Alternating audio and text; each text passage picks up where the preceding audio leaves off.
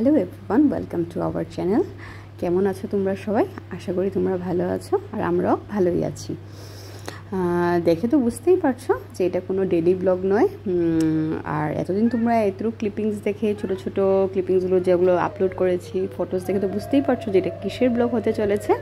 তো চলো দেখতে থাকো। আর কিছু বলি যে এই পুজোটা যে হচ্ছে এটার পিছনে কী কী রহস্য আছে।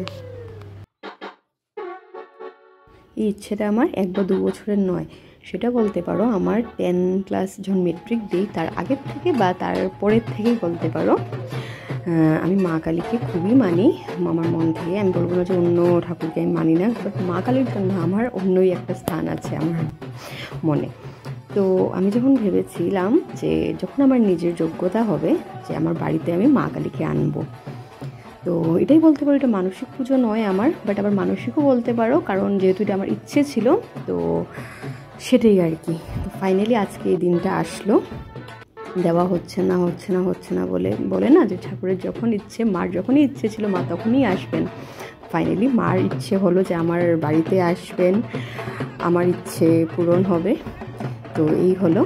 খুবই কম সময় ছিল আমার কাছে, কারণ আমি, আমার দিদি, আমার পিসি ওরা সব জাস্ট একদিন আগে আমরা এসেছি। আমার ইচ্ছে ছিল আমি অনেক আগেই আসবো, তো হয়ে ওঠেনি। যেহেতু তোমরা জানো যে আমি জব করছি, তো এটার জন্য ছুটি সব অনেক ঝামেলা ছিল। নানান ঝামেলার মধ্যে ওই একদিন আগেই আসা হলো। তার আগে বাবা, মা, বাড়ির কাজ, বাবা, কাকু সবাই ওরা মিলে সব অ্যারেঞ্জমেন্ট করেছে। তারপর তো আমরা গেলাম, গিয়ে যতটুকু যা পেরেছি হেল্প করেছি। তো সেটাই হলো।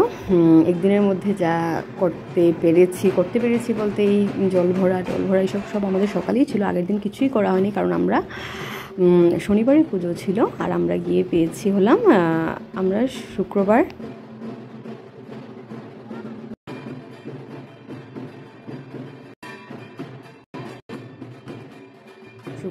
সকাল দিকে আমরা পেয়েছি 6টার দিকে। আর বাড়ি পৌঁছে মনে হলো যে অনেক দিন পর বাড়িতে আসলাম। আর মাই আনিয়েছে আমাকে, কারণ আমার লাগলো তিনি বাড়িতে নিজে আসবেন, তাই ওনার মেয়েকেও উনি নিজে নিয়ে এসছেন। তো আমরা আসার একদিন আগে আমার মামা মামি ওরা এসছেন।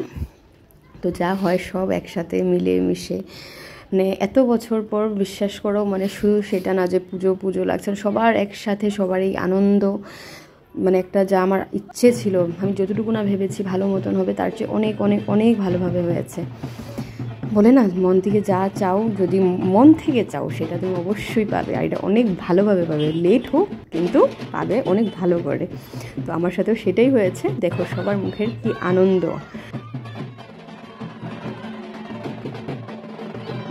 আমার মা এত খুশি, দেখো একটা মিডিলে হাসির কথা বলছি। অনেকরাই ভেবেছে যেহেতু এত মানে বলে না যে ঘটা করে পুজো দিচ্ছি, এটা দিচ্ছি, যে শুনতে পেয়েছি যে হ্যাঁ এই পুজোটা দেওয়ার কারণ হলো আমার বিয়ে ঠিক হয়েছে, তার জন্য আগে পুজোটা দিচ্ছি। তো তেমন কিছুই না, তোমাদেরকে তো এখন বললামই পুজোটা দেওয়ার কারণ কি।